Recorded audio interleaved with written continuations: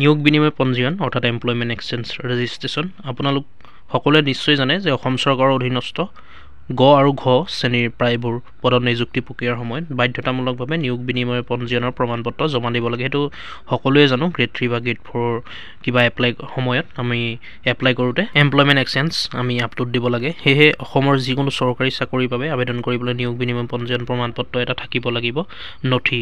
এই লেখাটোত আমি নিয়োগ বিনিময়ত আপোনাৰ নাম কেনেকৈ পঞ্জীয়ন কৰিব পাৰি আৰু নিয়োগ বিনিময় প্ৰমাণপত্ৰ লাভ কৰিব পাৰি সেই বিষয়ে আলোচনা কৰিম। পূৰ্বে নিয়োগ বিনিময় পঞ্জীয়নৰ আবেদন প্ৰক্ৰিয়া কেৱল অফলাইন আছিল, আগতে অফলাইন আছিলে, কিন্তু 2021 চনৰ 27 ছেপ্টেম্বৰৰ পৰা আৰম্ভ কৰি দক্ষতা নিয়োগ আৰু উদ্যোগীকৰণ বিভাগ গপ্তব আছামে নিয়োগ বিনিময় পঞ্জীয়নৰ সমগ্ৰ প্ৰক্ৰিয়া ডিজিটেলাইজ কৰিছে। সেয়েহে এতিয়াৰ পৰা অসমত নিয়োগ বিনিময় পঞ্জীয়ন প্ৰমাণপত্ৰৰ বাবে অনলাইন আবেদন কৰিব পাৰিব আৰু হাতৰ পঞ্জীয়ন প্ৰক্ৰিয়া বন্ধ কৰা হৈছে। মানে যিসকলে অফলাইন সেইসকলে জানেই, যিসকলে উলিয়াইছে, যদি আপোনালোকে অফলাইন উলিয়াই থৈছিলে হাতে লিখাখন, এতিয়া কিন্তু কোনো কামত সেইখন কাম নিদিব কিবা এটা এপ্লাই কৰিবলৈ হ'লে। সেইকাৰণে আপোনালোকে অনলাইন মাধ্যমেৰে উলিয়াব লাগিব। অনলাইনত ওলোৱাখনহে কামত দিব। নিয়োগ আৰু শিল্পী প্ৰশিক্ষণ সঞ্চালকালয় অসমৰ প্ৰাৰ্থীসকলক 29 ফেব্ৰুৱাৰী 2024 পূৰ্বে নিয়োগ বিনিময় কেন্দ্ৰসমূহত পুনৰ পঞ্জীয়ন কৰিবলৈ অনুৰোধ জনাইছে। চৰকাৰী জাননী পঢ়িবলৈ ইয়াত ক্লিক কৰক। দেখিলে আপোনালোকে 29 ফেব্ৰুৱাৰী 2024 পূৰ্বে আকৌ ৰেজিষ্ট্ৰেশ্যন কৰিব গৈছে। নিয়োগ বিনিময় পঞ্জীয়নৰ বিৱৰণ প্ৰক্ৰিয়াৰ নাম অনলাইন নিয়োগ বিনিময় পঞ্জীয়ন অনলাইন প্ৰক্ৰিয়াৰে আপোনালোকে কৰিব পাৰিব। বিভাগৰ নাম দক্ষতা নিয়োগ আৰু উদ্যোগীকৰণ বিভাগ অসম। আৰম্ভণিৰ তাৰিখ 27 ছেপ্টেম্বৰ 2021।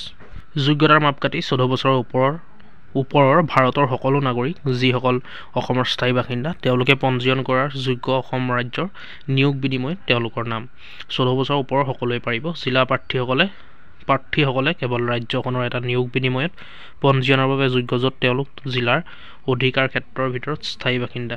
যিখন জিলাৰ স্থায়ী বাসিন্দা হয় সেইখন জিলাতহে আপোনালোকে অনলাইন এপ্লাই কৰিব পাৰিব। যদি মানে ধৰক শিৱসাগৰ হয় শিৱসাগৰতহে পাৰিব, বা যোৰহাটৰ হ'লে যোৰহাটত পাৰিব। পঞ্জীয়ন ধৰণ অনলাইন আধাৰ ভিত্তিত আৰু আধাৰ ভিত্তিত। আধাৰ নোহোৱাকৈও পাৰিব আপোনালোকে ৰেজিষ্ট্ৰেশ্যন কৰিবলৈ, বা আধাৰ থাকিলেও আপোনালোকে পাৰিব। পঞ্জীয়ন মাচুল দিব নালাগে।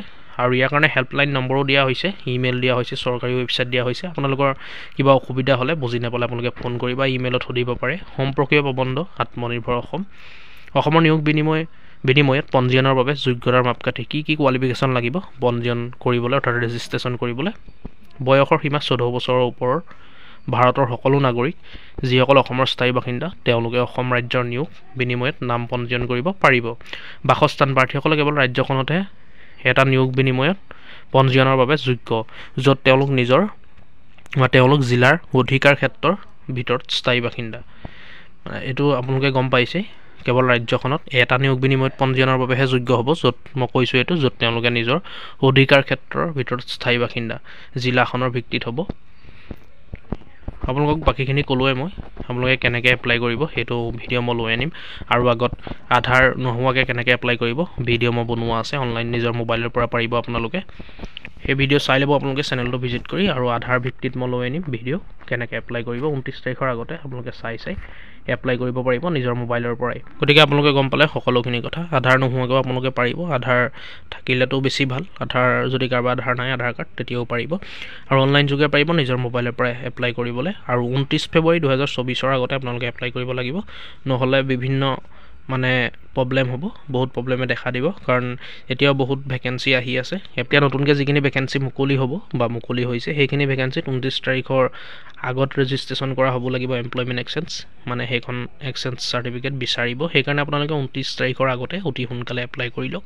ভিডিঅ'টো ইমানেই আছিলে। যদি কিবা সুধিবলগীয়া হয় আপোনালোকে কমেণ্ট কৰিব নিশ্চয়। ভিডিঅ'টো শ্বেয়াৰ কৰিব যাতে সকলোৱে গম পায়, আৰু চেনেলটো ছাবস্ক্ৰাইব কৰি ল'ব। মই A to Z ভিডিঅ' লৈ আনিম কেনেকৈ নিজৰ মোবাইলৰ পৰা আপোনালোকে ৰেজিষ্ট্ৰেশ্যন কৰিব পাৰিব। ভিডিঅ'টো লাইক কৰিব, চেনেলটো ছাবস্ক্ৰাইব কৰি ল'ব। এনেকুৱা ধৰণৰ আপডেটবোৰ পাই থাকিবলৈ ধন্যবাদ। জয় আই অসম।